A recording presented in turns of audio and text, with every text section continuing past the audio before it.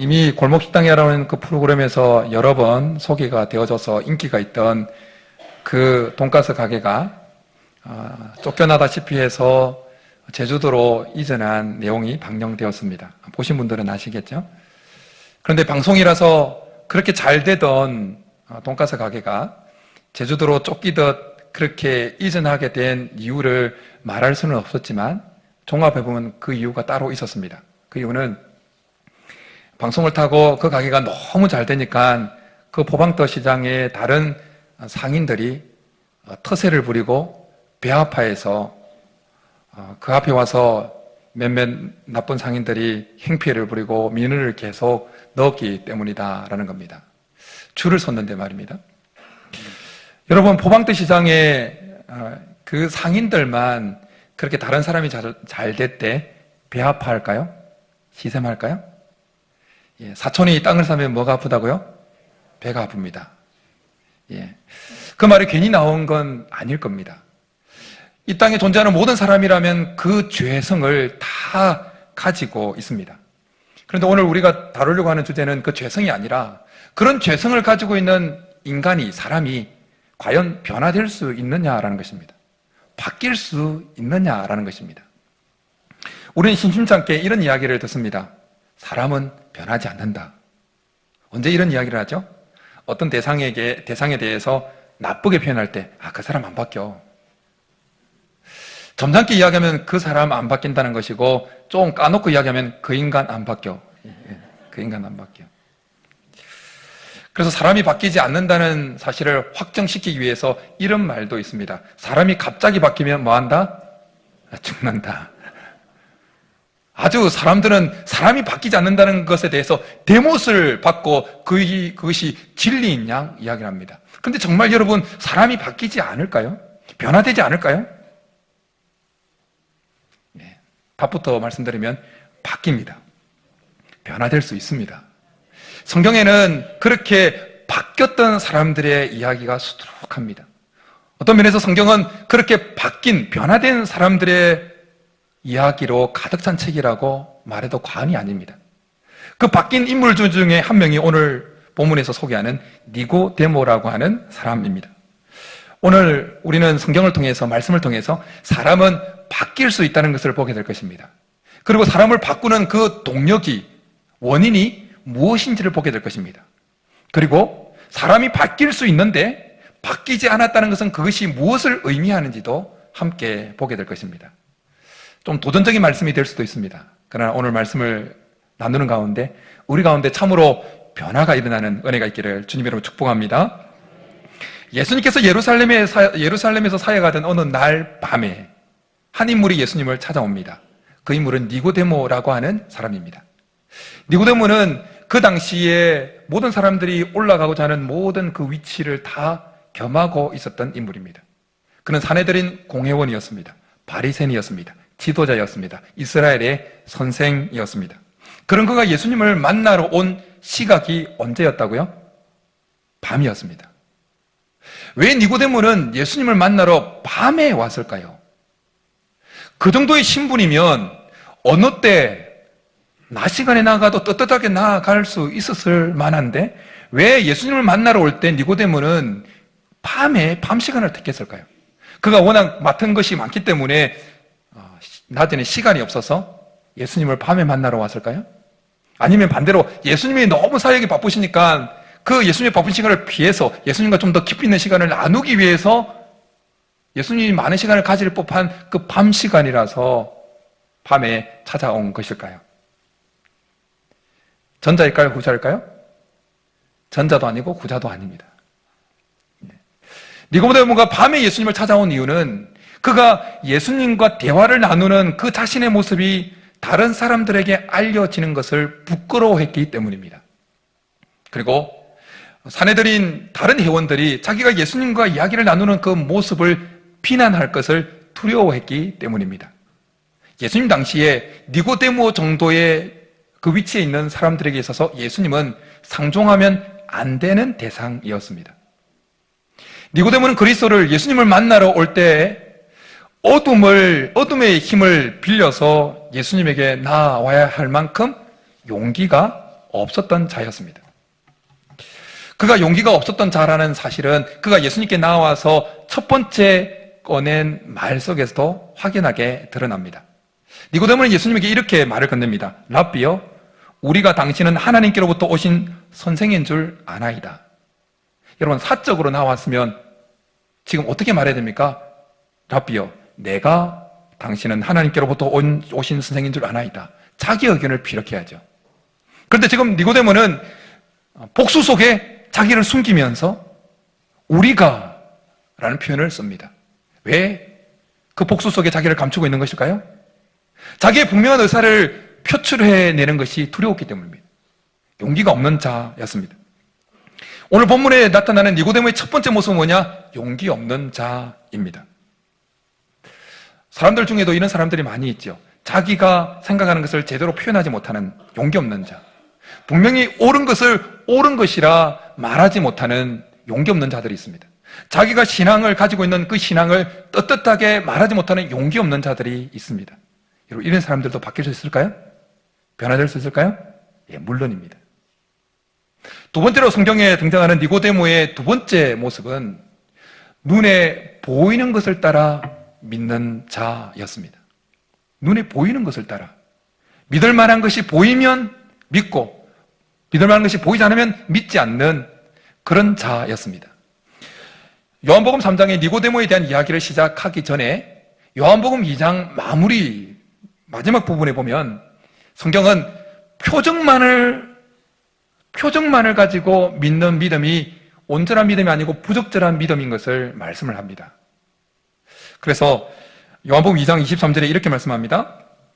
6월절에 예수께서 예루살렘에 계시니 많은 사람이 그의 행하시는 표적을 보고 그의 이름을 믿었으나 24절 예수는 그의 몸을 그들에게 의탁하지 아니하셨으니 이는 친히 모든 사람을 아심이요. 많은 사람들이 예수님께서 행하시는 그 표적들을 보고 예수님의 이름을 믿었지만 예수님은 그들이 표적만을 보고 믿는 그 믿음이 온전한 믿음이 아니요 부적절한 믿음인 것을 아시고는 자기 이름을 믿는 그들에게 자기 몸을 의탁하지 않으셨다는 것입니다. 그렇게 요한복음 2장 마무리에는 표적만을 보고 믿는 믿음이 온전한 믿음이 아니다, 부적절한 믿음이라고 말씀하시고는 3장에 넘어가서 니고데모 이야기를 이야기하면서 니고데모가 예수님께 처음 나와서 했던 그 말에 뭘 니고데모가 말하냐면 표적을 언급합니다. 이렇게요. 하나님이 함께 하시지 아니하시면 당신이 행하시는 이 표적을 아무도 할 수 없음이니이다. 니고데모는 눈에 보이는 것이, 믿을 만한 것이 보일 때만 믿는 자였습니다. 마치 도마와 같았죠. 부활하신 주님을 보았다고 하는 제자들의 증거에도 불구하고 도마는 그 제자들이 이렇게 반문했죠. 내가 그의 손의 못자국을 보며 내 손가락을 그 못자국에 넣으며 내 손가락을 그 옆구리에 넣어보지 않고는 믿지 않겠노라. 사람들 가운데 이런 사람들이 많이 있죠. 보여주면 믿겠다. 대부분 세상 사람들이 다 그렇죠. 믿음을 가지고 있지 않는 사람들이 이런 유에 속합니다. 보여주면 믿겠다. 여러분, 이런 사람들도 바뀔 수 있을까요? 예, 바뀔 수 있습니다. 변화될 수 있습니다. 본문에서 발견되는 세 번째 니고데모의 모습은 영적으로 무지한 자입니다. 예수님께서 니고데모에게 이렇게 말씀하셨습니다. 사람이 거듭나지 아니하면 하나님 나라를 볼 수 없느니라. 그러니까 니고데모는 세상의 논리와 세상의 원리와 그 경험을 근거로 이렇게 예수님에게 반문합니다. 사람이 늙으면 어떻게 날 수 있사옵나이까? 두 번째 모태에 갔다가 날 수 있사옵나이까? 니고데모가 왜 이런 반문을 했을까요? 영적으로 무지했기 때문입니다. 그가 이스라엘 백성들에게 율법은 잘 가르치는 율법의 선생이었는지는 모르겠지만 그러나 영적인 부분에서는 일자 무식한 자였습니다. 그렇게 이런 말을 하고 있었던 것입니다. 성경에 처음 등장하는 니고데모의 모습은 세 가지입니다. 용기가 없는 자, 그리고 눈에 보이는 것을 근거로 해서 믿는 자, 그리고 영적으로 무식한 자입니다. 니고데모에 대한 이야기는 오늘 요한복음 3장에서 나오고 끝나는 것이 아니라 요한복음 7장과 요한복음 19장에 또다시 그의 이름이 등장합니다. 정확하게는 요한복음 7장 50절에서 51절, 요한복음 19장 39절에 등장합니다. 요한복음 7장에 보면 대제사장과 바리새인들이 아랫사람을 시켜서 예수님을 잡으라 오라고 명령을 했습니다. 근데 아랫 사람들이 예수님을 잡아오기는커녕 와서는 그들에게 이렇게 대답하는 것이었습니다. 그 사람이 말하는 것처럼 말한 사람은 이때까지 없었나이다. 그러다 대제사장들과 바리새인들이 발끈했습니다. 그러자 니고데모가 발끈하는 그들에게 나아가서 예수님을 변호하면서 이렇게 이야기를 했습니다.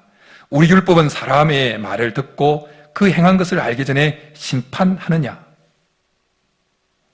그리고 요한복음 19장에 보면 예수님이 십자가에 죽으시고 제자들이 다 도망가 버립니다.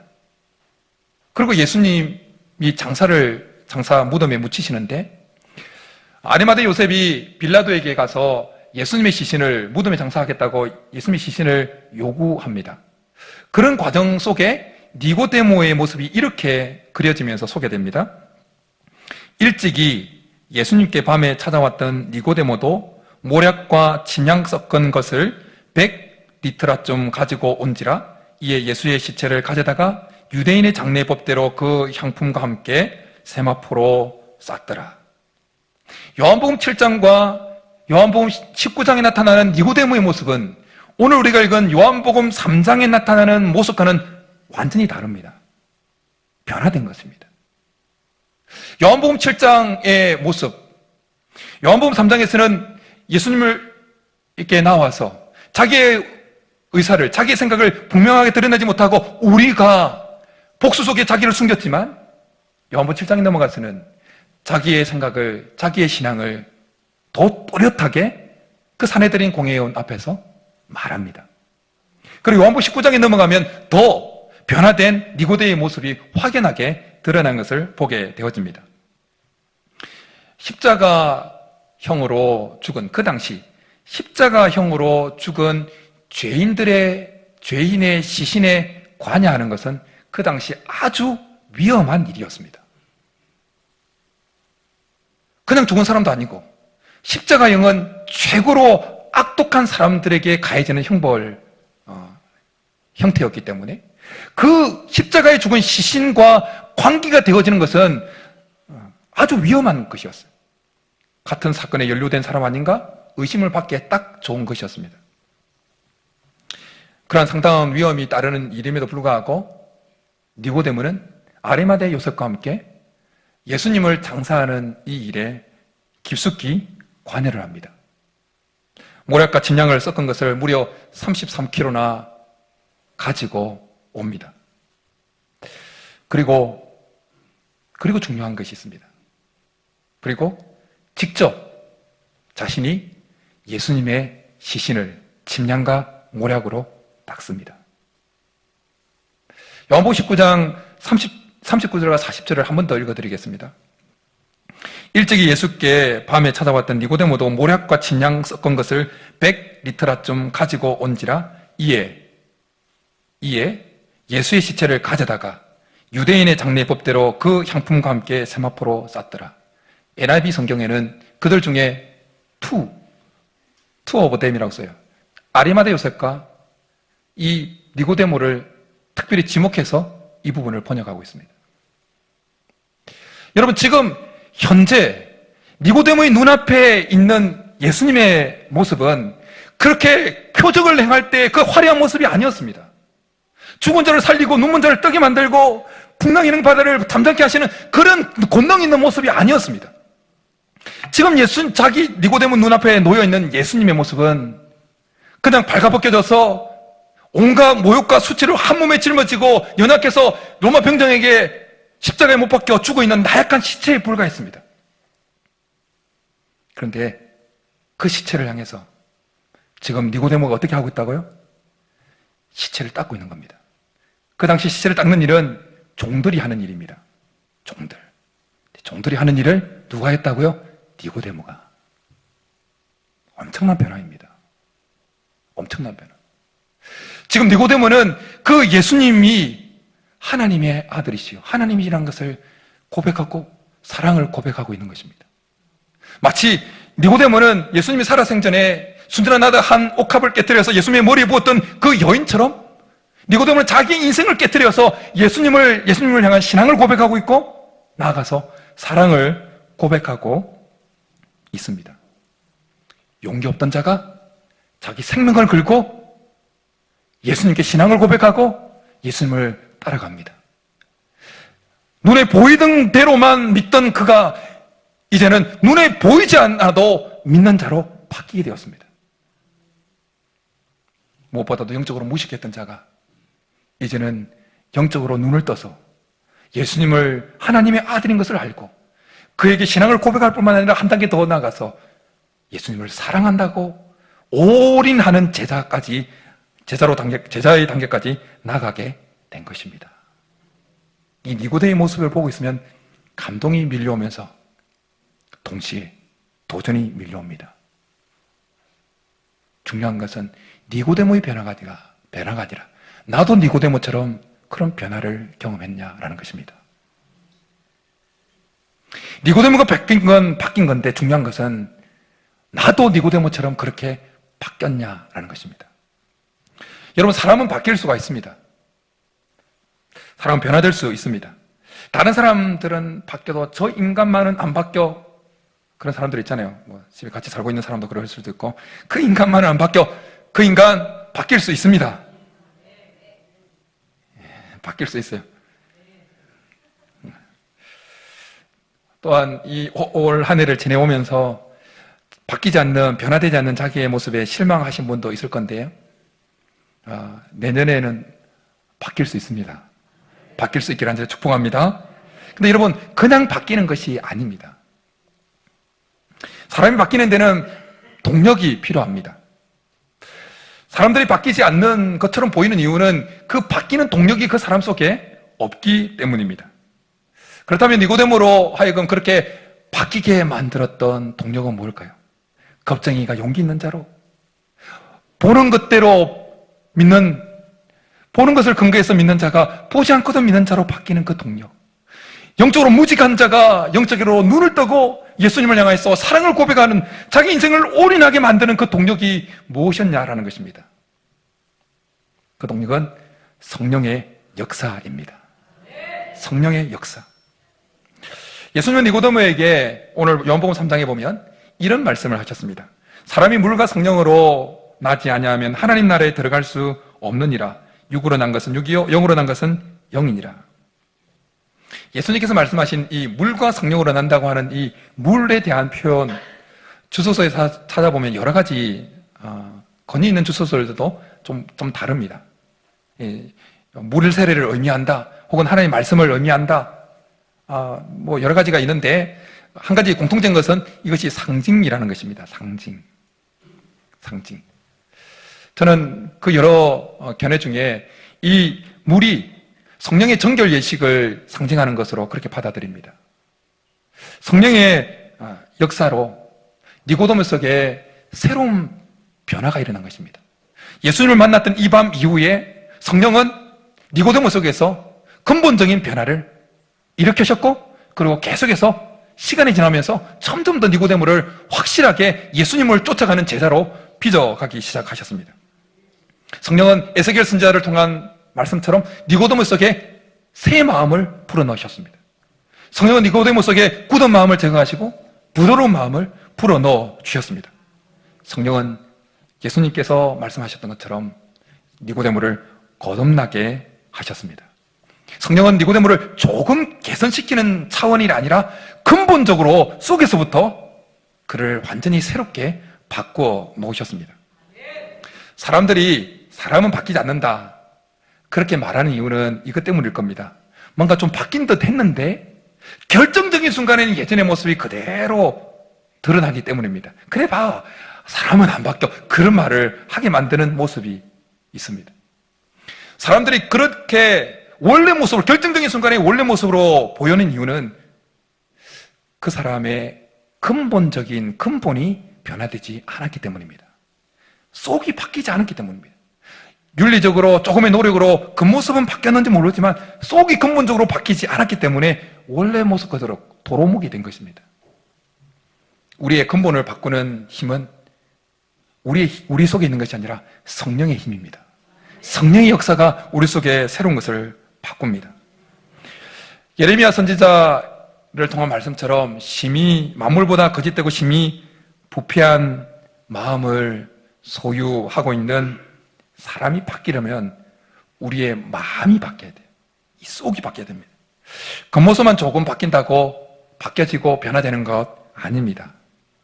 그래서 다윗이 범죄하고 난 이후에 하나님 앞에 회개하면서 시편 51편에서 이렇게 간구를 했습니다. 하나님이여 내 속에 정한 마음을 창조하시고 내 안에 정직한 영을 새롭게 하소서.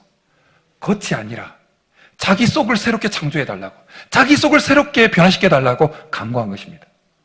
그런가 하면 하나님은 바울 사도를 통해서 로마서 12장 2절에서 이렇게 말씀합니다. 너희는 이 세대를 본받지 말고 오직 마음을 새롭게 함으로 변화를 받아 하나님이 선하시고 기뻐하시고 온전한 뜻이 무엇인지 분별하도록 하라. 속이 변화되어야, 마음이 변화되어야, 근본이 변화되어야 하나님이 선하시고 기뻐하시고 온전한 뜻이 무엇인지 분별할 수 있게 되어진다는 것입니다. 그런가 하면 로마서 2장 29절에는 이렇게 말씀합니다. 오직 이면적 유대인이 유대인이며 할례는 마음에 알지니 영에 있고 율법 조문에 있지 아니한 것이라.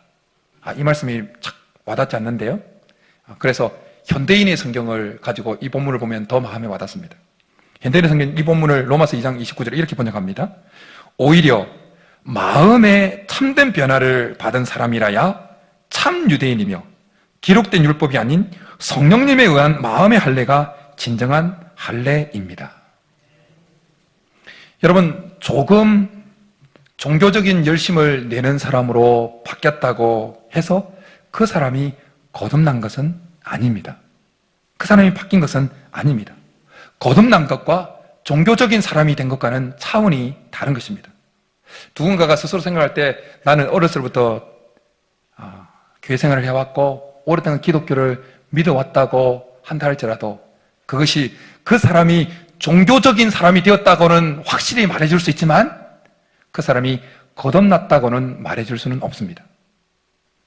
매주일 빠지지 않고 주일 예배 참석하고 헌금하고 직분을 받았다 할지라도 그것이 그 사람이 거듭났다는 것을 보정해 주지는 못합니다.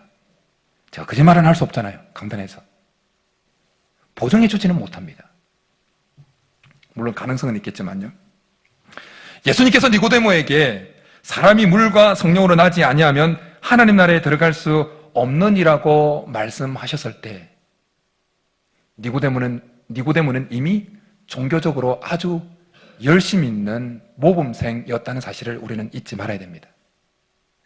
그리고 예수님께서 나귀를 타시고 어린 나귀를 타시고 가나안의 예루살렘에 입성하실 때에 그렇게 호산나 다윗의 자손이여 예수님을 향해서 외쳤던 그들이 조금 후에 예수를 십자가에 못 박으라고 외쳤던 사실도 우리는 기억해야 합니다. 종교적으로 열심 있게 되어졌다고 해서 그 사람이 거듭났다라는 것을 보장해 주지는 못한다라는 것입니다. 그러게 여러분에게 도전적인 질문을 하나 하겠습니다.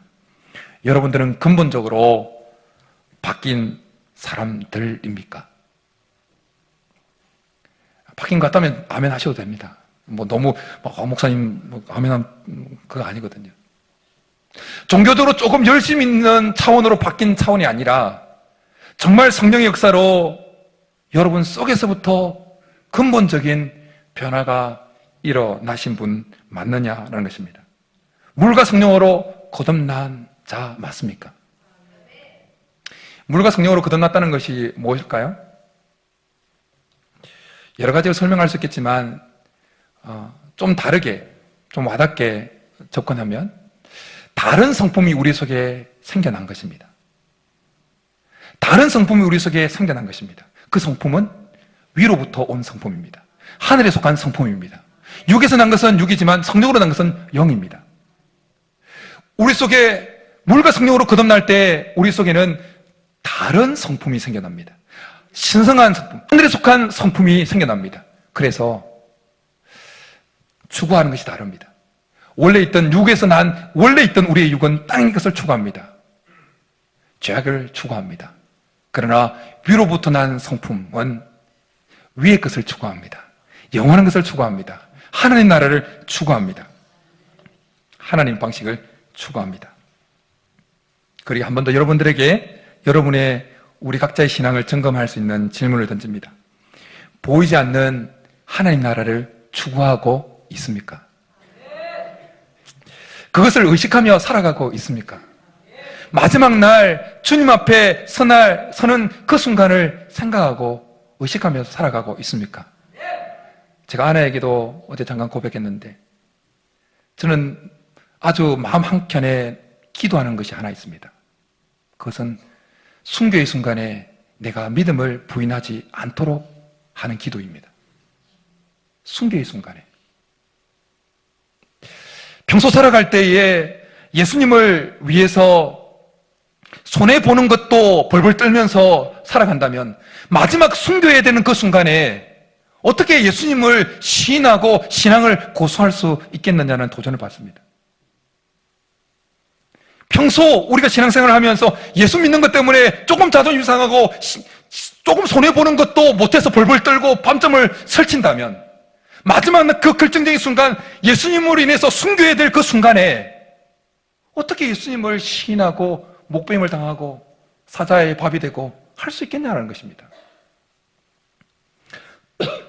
정말 물과 성령으로 거듭났다면, 그래서 하늘에 속한 성품을 소유하고 있다면 하늘의 것을 추구하는 것과 동시에 나타나는 아주 분명한 우리 속에 나타나는, 우리가 영생을 얻었고 거듭났고 구원받았다는 확실한 증거로 나타나는 한 현상이 있습니다.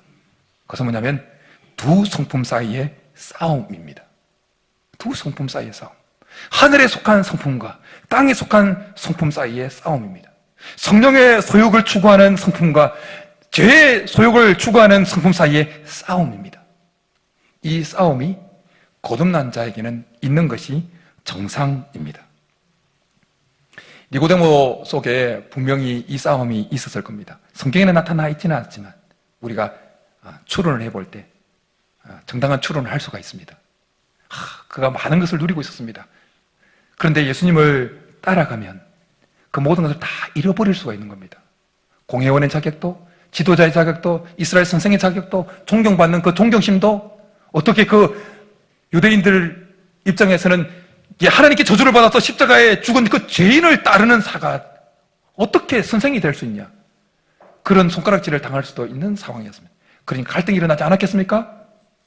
내가 예수님을 따라가다가 이걸 다 잃을 수도 있는데, 그러나 부인할 수 없는 것은 예수님은 하나님이시고 하나님 아들인 것을 부인할 수가 없었기 때문에 분명히 갈등을 했을 겁니다. 그러나 결국 그는 요한복음 19장에서 나오는 모습처럼 성령의 소욕이, 니고데모 속에 있었던 새로운 성품, 위로부터 임했던 그 하늘에 속한 성품이, 성령의 소욕을 따르는 그 성품이 죄에 따르는 육의 성품을 이긴 모습이 드러난 것입니다. 여러분들에게도 그런 역사가 있기를 간절히 축복합니다. 여러분, 우리는 다른 사람이 변화되어지는가에 대해서 관심을 가지기 이전에 우리 자신이 변화되었는지에 대해서 먼저 관심을 가져야 합니다. 우리 자신이 정말 먼저 물과 성령으로 거듭났는지를 점검해야 합니다. 종교적으로 조금 좋아졌다고, 종교적으로 조금 열심을 내고 있다고 우리가 거듭났다고 착각하면 안 된다는 것입니다. 좀 말씀이 무겁잖아요. 그러나 제대로 믿어야죠.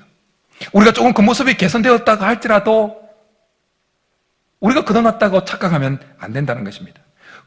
근본이 바뀌었는지를 점검해야 합니다. 우리 안을 점검해야 됩니다. 우리 안에 죄와의 싸우는 이 갈등이 있었냐? 어렴풋이나마 하늘의 것을, 영원한 것을 추구하며 살아가고 있느냐? 그걸 점검하라는 것입니다. 여러분 속에 이 싸움이 있습니까? 죄의 소욕을 따라가려고 하는 그 육에 속한 성품과 하늘의 것을, 영원한 것을 쫓아가려고 하는 하늘에 속한 성품 사이에 그 싸움이 지난 한 주간 여러분 속에 있었습니까? 그렇다면 승리하고 실패하고 차원은 뒤로 미루더라도 만약 그런 싸움이 있었다면 여러분은 구원받은 거 확실합니다. 여러분 속에는 새로운 성품이 있는 거 확실합니다. 새로운 성품이 있는 자만이 이 싸움을 경험할 수 있습니다. 물과 성령으로 거듭나지 아니하고 새로운 성품을 소유하지 못한 자는 이 싸움 자체가 없는 것입니다. 그런데 만약 지금까지 살아오면서 예수 믿는다고 하면서 신앙생활을 하면서 한 번도 내 안에 성령의 소욕을 따르는 그 성품과 죄의 소욕을 따르는 그 육의 성품 사이에 갈등이나 고민이나 분쟁이 한 번도 없었다. 그 말은 무엇이냐? 그 사람 아직 거듭나지 못했다는 것입니다. 직분을 받고 있고 헌금생활을 하고 예배생활을 하고 있다 할지라도 그분은 계속 그 상태로 가다가는 어디로 간다? 지옥 간다. 이것입니다. 지옥 이야기 처음 들어보십니까? 예, 지옥 갑니다. 종교적으로 좀 개선되었다고 해서 그것이 천국 가게 만드는 것은 아닙니다. 물과 성령으로 거듭나야 천국 갈 수 있습니다. 만약 우리 자신을 되돌아볼 때 물론 대부분이 저는 여러분 속에 이런 영적인 싸움이 있으리라 믿습니다. 그리고 기대합니다. 그러나 한 사람이라도 오늘 말씀을 듣는 한 분이라도 말씀을 들을 때 내 속에는 이런 싸움이 지금까지 한 번도 없었던 것 같아. 그렇게 깨달아지는 분이 있다면 이 시간에 너무 절망하지는 마시고 한 번 더 예수님께 조용히 나가서 예수님을 여러분 자신의 구주로 주인으로 모셔드릴 수 있기를 간절히 축복합니다. 그러면 성령님은 그 속에서부터 근본적인 역사를 변화를 일으키시고 그 안에 하늘에 속한 성품을 허락하실 것입니다. 더 조전적인 질문을 말씀을 드리겠습니다. 목사님 요즘 왜 이러실까? 그렇게 하지 마시고 교회 다니는 많은 사람들이 예수님을 영접했다고 하는데 많은 사람들이 예수님을 구원자로는 영접을 했지만 주인으로는 영접하지 않고 살아가는 성도들이 꽤나 많이 있습니다. 구원자로는 예수님을 나의 죄에서 구원할 자라고 그렇게 예수님을 구원자로는 받아들였지만 예수님이 나의 주인입니다. 내 모든 결정권 주님께 있습니다. 내 모든 목숨도 주께 있습니다. 내 돈의 주권도 주께 있습니다. 주인으로 모셔드리지 않고 살아가는 성도들이 의외로 많이 있다는 것입니다. 여기서 한 가지 질문요. 예수님을 영접하되 예수님을 구원자로는 받아들였지만 주인으로 받아들이지 않은 사람은 정말 예수님을 온전하게 영접한 사람 맞을까요? 안 맞을까요? 저는 여러분들에게 예수님을 영접한 사람이라고 말해주고 싶지만 거짓말을 할 수 없어서 그분 아직 예수님 제대로 영접한 분 아닙니다. 구원자로 받아들인 사람은 예수님을 주인으로 받아들인 것이 정상적인 모습입니다. 그러기에 오늘 말씀을 들으면서 내 안에 영적인 싸움이 있다. 그리고 내 안에 예수님이 나의 주인이시다. 이 고백이 있다면 여러분 정말 누가 뭐래도 사탄이 아무리 우리를 회방한다 할지라도 구원받은 거 확실합니다. 그런데 생각해 보건대 말씀을 통해서 점검하건대 내 속에 근본적인 변화가 없는 것 같다. 그러면 다시 시도하셔야 됩니다. 그래야 주님이 다시 오실 때 마라나타 주 예수여 어서 오시옵소서 환영하면서 주님을 맞이할 수 있는 것입니다. 바라기는 요즘에 계속 이런 강한 메시지를 전하잖아요. 안타까움 때문입니다. 바라기는 우리 조사절교에 속해 있는 한 사람도 예외 없이 주님이 다시 오실 때 마라나타 주 예수여 어서 오시옵소서 그렇게 다 기쁘게 환영할 수 있는 성도들이 다 될 수 있기를 주님으로 축복합니다. 지금 우리 말씀 생각하면서 찬송가 539장 1절만 우리 두 번 찬양하겠습니다. 구원받았다는 확신이, 거듭났다는 확신이 있는 분들도 더 예수께 나아가서 성령의 충만함으로 더 승리할 수 있게 기도하시고 또 구자이면 예수께 나아가서 주님을 구원자로 주인으로 모셔드리면서 나아가도록 하겠습니다.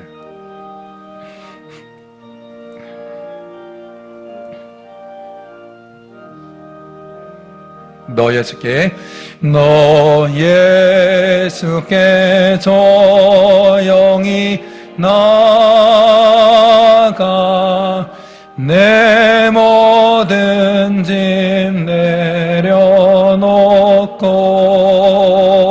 내려놓고 주 십자가 사랑을 믿어 죄사함을 너 받으라 주의 예수께 조용히 나가 내 마음을 쏟아놓으라. 너는 미리 보시는 주니 그 은혜를 우리 1절 한 번 더 고백하겠습니다. 너 예수께 조용히 나가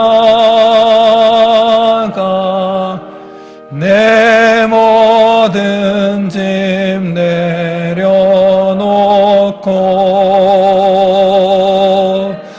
주 십자가 사랑을 믿어 죄사함을 너 받으라. 주 예수께 조용히 나가 내 마음을 쏟아놓으라.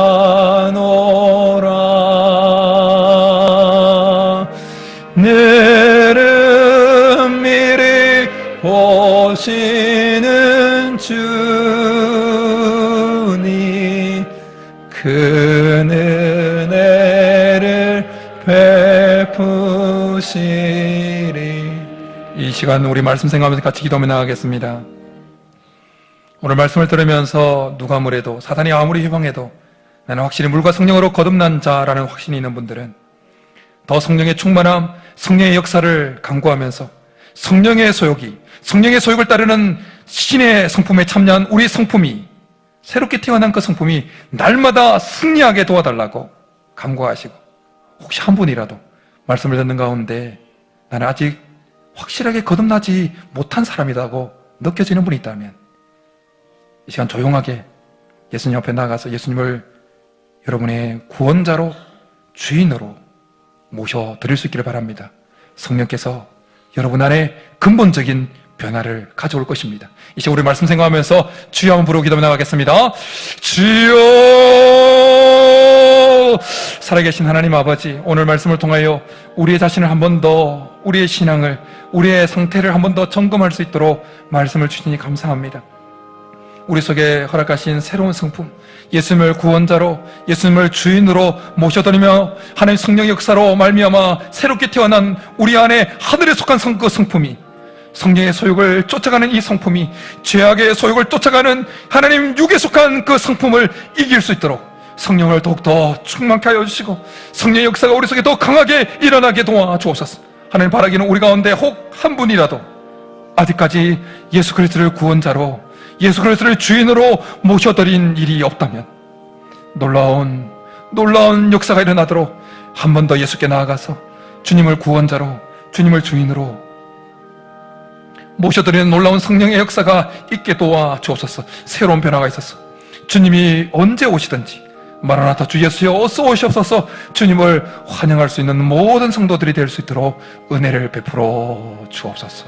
한 분도 마지막 날에 낙오하는 자 한 분도 없도록 주께서 은혜를 베풀어 주옵소서.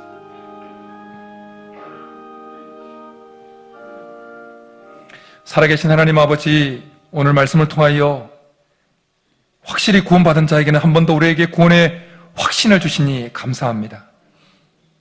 또한 우리 중에 한 분이라도 혹 말씀을 듣는 가운데 아직까지 물과 성령으로 거듭나지 못했다는 깨달음이 있었다면 그 심령 속에 성령님 강하게 역사하여 주셔서 한 번 더 예수님을 구원자로, 주인으로 모셔드리는 성령의 놀라운 역사가 있게 도와 주옵소서. 그래요, 오늘 예배를 드리는 우리 모두가 한 사람도 예외 없이 주님이 이 땅에 다시 오실 때에 마라나타 주 예수여 어서 오시옵소서 두 손 들고 환영하는 성도들 다 되게 도와 주옵소서. 그렇게 해주시기를 간절히 바라고 나오며 예수님의 이름으로 축복하며 기도드립니다. 아멘.